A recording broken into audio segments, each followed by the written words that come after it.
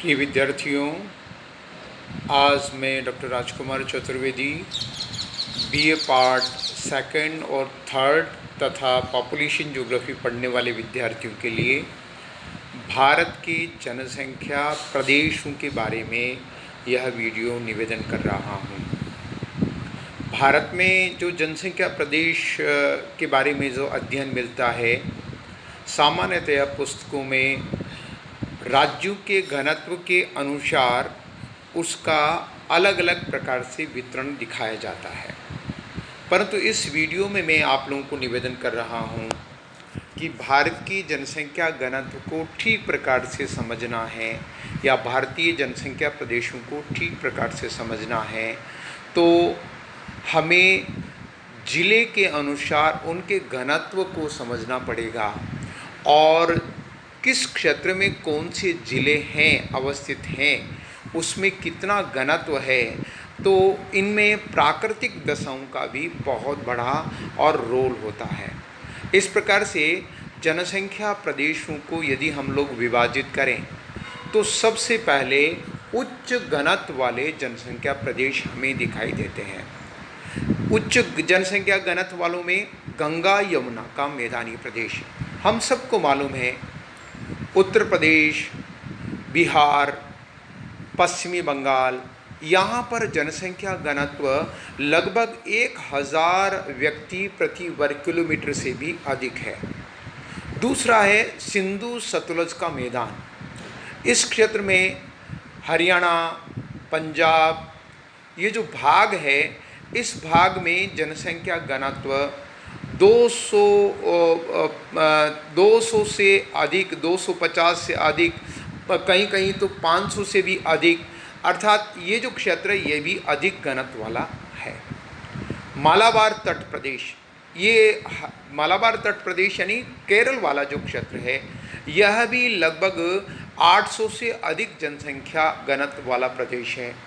ऐसे पूर्वी डेल्टाई प्रदेश यानी कृष्णा का डेल्टा, कावेरी का डेल्टा, गोदावरी का डेल्टा, गंगा का डेल्टा, महानदी का डेल्टा, ये जो पूर्वी तटवर्ती क्षेत्र में जो डेल्टाई प्रदेश है, यहाँ पर भी 500 से 1000 व्यक्तियों के बीच में व्यक्ति निवास करते हैं। पश्चिमी तटवर्ती मैदान मैंने बीच में आपको बताया मालाबार तट, परंतु हम लोग गुजरात से लगाकर केरल तक अगर हम कोस्टल पश्चिमी तटवर्ती मैदान को देखते हैं तो यहाँ पर भी जनसंख्या घनत्व और लगभग 700-800 व्यक्ति प्रति वर्ग किलोमीटर है। गुजरात के हम लोग भाग से लें, मान लीजिए सूरत से चलें तो सूरत से लगाकर, मुंबई से लगाकर, गोवा से लगाकर, लास्ट में कोझिकोड तक देखें और कन्याकुमारी तक देखें तो पश्चिमी जो तटवर्ती मैदान है, इस क्षेत्र में जनसंख्या घनत्व अत्यधिक है। तो ये जो 5 भाग है भारत के उच्च घनत्व वाले प्रदेश वाले भाग, उच्च मध्यम घनत्व वाले प्रदेश, ये हैं 250 से 500 व्यक्ति प्रति वर्ग किलोमीटर।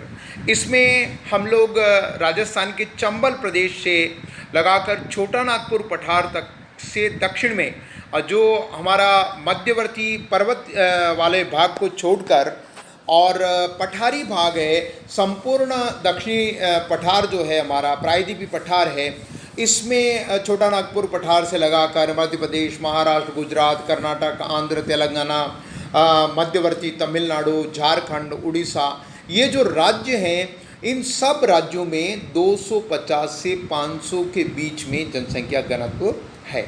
इसलिए ये उच्च मध्यम जनसंख्या घनत्व वाला क्षेत्र है। मध्यम घनत्व वाला जनसंख्या घनत्व ये 150 से 250 घनत्व वाला क्षेत्र है। यह उत्तरी पूर्वी राज्यों एवं पर्वतीय भागों में फैला हुआ है। उत्तरी पूर्वी राज्यों में असम को छोड़ दें तो बाकी जो राज्य हैं यहाँ 150 के आसपास घनत्व है और असम में थोड़ा अधिक घनत्व है। तो इसको हम कहते हैं मध्यम घनत्व वाले क्षेत्र। पर्वतीय भागों में भी इसी भाग में जो आते हैं, जैसे हिमाचल प्रदेश है, उत्तराखंड है, उनका भी घनत्व इसी प्रकार का है, 150 से 250 घनत्व वाला है। मरुस्थलीय प्रदेश जो चौथा विभाजन है, न्यूनतम जनसंख्या घनत्व, ये राजस्थान के अंदर फैला हुआ है और राजस्थान में भी अरावली पर्वतमाला के पश्चिम में जो 13 ज़िले हैं उस क्षेत्र में फैला हुआ है। यहाँ जनसंख्या घनत्व 150 से भी कम है। जोधपुर को छोड़ दीजिए और कुछ सीकर को छोड़ दीजिए, बाकी सभी जिलों का घनत्व 150 से कम है। जहाँ सिंचाई की सुविधा उपलब्ध हो रही है, अभी वर्तमान में जहाँ इंदिरा गांधी नहर का पानी पहुँच रहा है, धीरे धीरे जनसंख्या घनत्व 200 से ऊपर पहुँच रहा है। परंतु मरुस्थलीय प्रदेश में और जो जनसंख्या घनत्व है, और जैसलमेर में तो 17 व्यक्ति प्रति वर्ग किलोमीटर से भी कम है। इस प्रकार से भारतीय जनसंख्या प्रदेशों को हम लोग ब्रॉड रूप में और भौतिक प्रदेशों के आधार पर और उसके प्रभाव के आधार पर इनको हम लोग जनसंख्या घनत्व को विभाजित कर सकते हैं। नमस्कार। कल हम लोग आगे विश्व में जनसंख्या संबंधित तथ्यों को जानकारी में लेंगे।